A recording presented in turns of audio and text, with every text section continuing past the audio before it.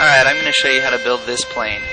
This is the simplest plane I can think of that still flies pretty well. It's made of cardboard, it's got a wingspan of 30 inches, I think it's 15 inches long, and it's very simple. It took me about 7 or 8 minutes to build.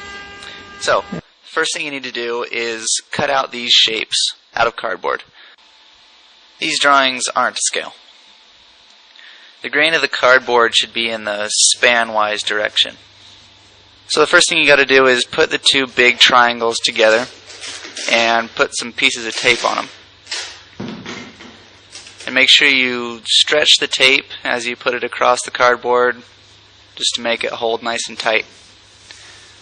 So put one on, then put a couple more on, then flip it over. And I'm building this in a cold garage, and I'm about to hot glue this big square piece of cardboard on. So I used a hot air or a blow dryer to warm up the cardboard a little bit, just so the glue stays gooey until I put the square piece on.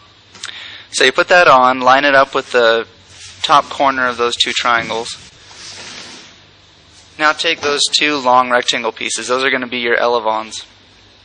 And then take those little square pieces and glue them to the inboard edges of the big rectangles. These are just going to be reinforcements for your control horns. That's where the control horns will go later. I'll set those aside.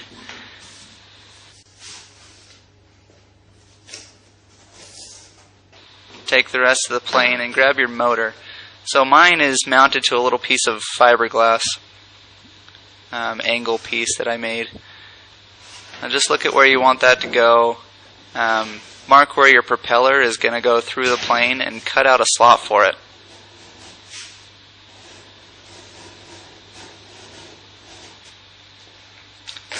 Once that slot's cut out, take your motor and stick it on however your motor mount works. Mine's really simple. Since it's that angled piece of fiberglass, I can just hot glue it on. And that seems to work pretty well.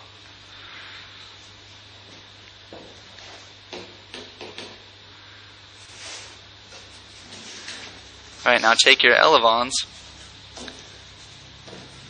and butt them up to your plane with the reinforced side on the inside. And then you're just going to put a strip of tape across the full length of each one of those.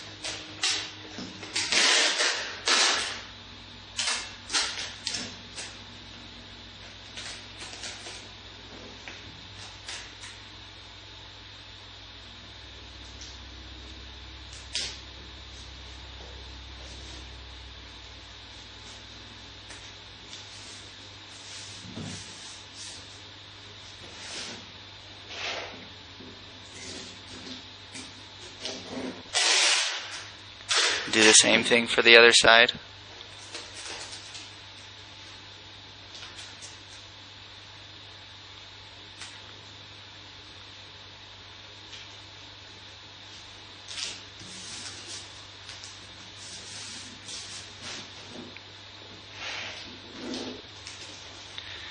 Alright, now stand the plane up on its nose and bend those elevons up or forward and put a piece of tape on the hinge with the elevon bent.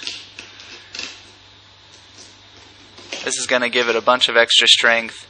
If you just had that top piece of tape, it would come apart pretty easily.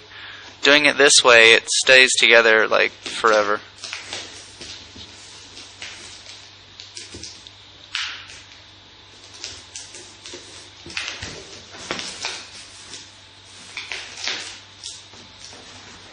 That gives you a really nice hinge.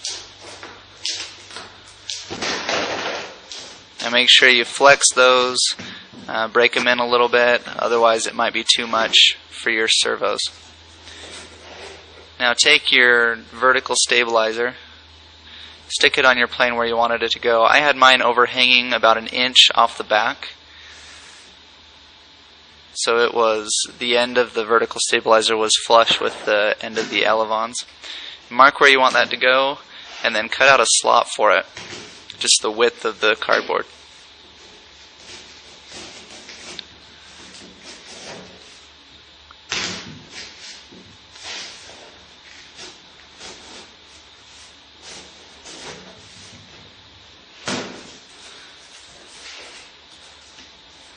Once you've got that cut out, make sure it fits, and then hot glue it in.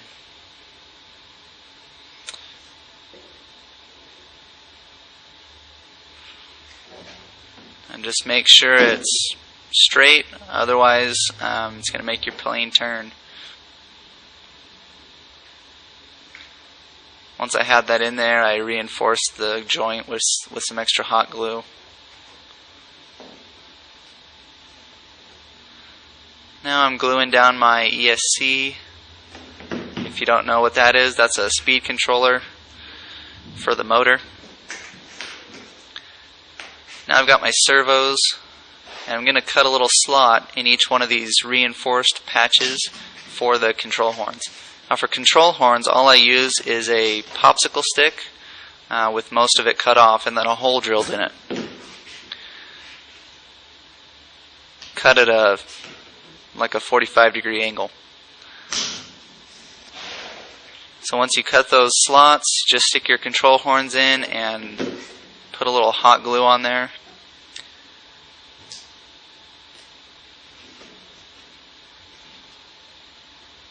Now I'm going to mark where I want the servo to go.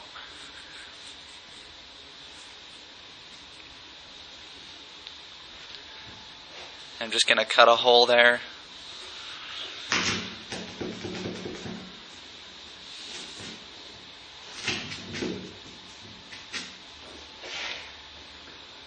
And then just pop the servo through that hole that I cut and put some glue on there to hold it.